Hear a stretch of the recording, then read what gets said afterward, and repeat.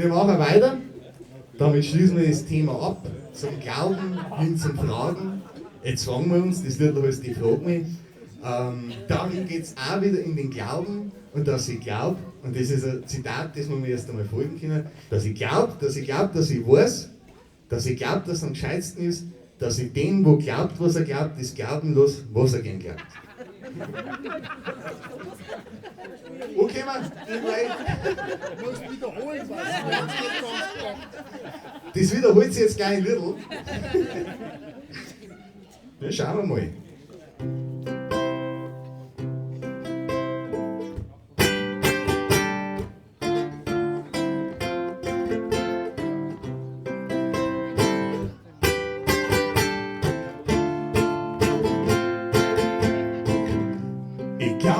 Ich glaub, dass ich mein, dass da oben wer sein kennt. Und ich glaub, dass ich mein, dass ich weiß, dass er manchmal auch schaut.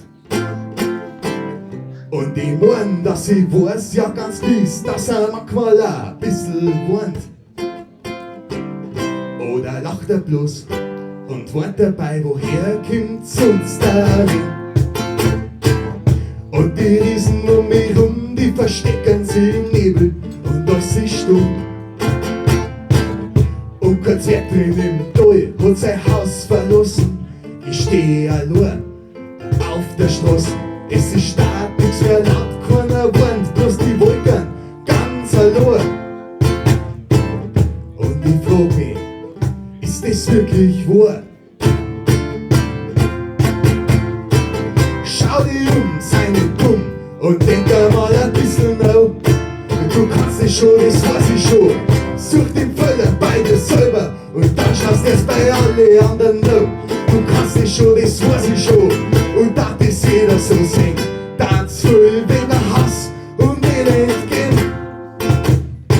So hockt er der alte Bo und glaubt, ja irgendwann, da schaffen's die schon.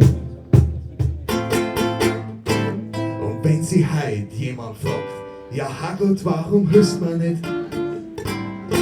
Will, dass er sie fragt, wenn er denn jemals selber geholfen hat. Weil erst wenn man erkennt, dass wirklich alles seinen Wert auf der Welt hat, wurscht, was man auch ist die Welt ein Paradies. Und das ist gewiss.